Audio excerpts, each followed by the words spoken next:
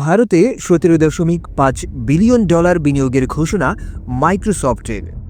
ভারতের প্রযুক্তি খাতে বিশাল গতি যোগ করতে আসছে মাইক্রোসফটের নতুন বিনিয়োগ।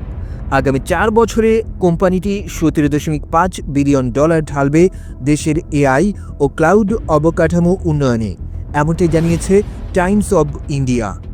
মাইক্রোসফটের সিইও ভারতের প্রধানমন্ত্রীর সঙ্গে বৈঠকের পর ঘোষণা করেন এই বিনিয়োগ পরিকল্পনা।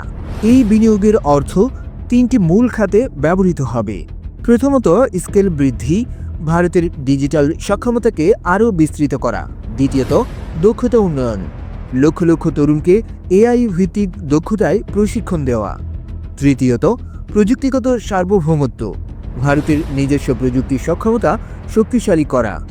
এই বিনিয়োগ ভারতের প্রযুক্তি ইকোসিস্টেমকে নতুন উচ্চতায় নিয়ে যেতে পারে, বিশেষ করে এআই ও ক্লাউডের পরবর্তী যুগের প্রতিযোগিতায়।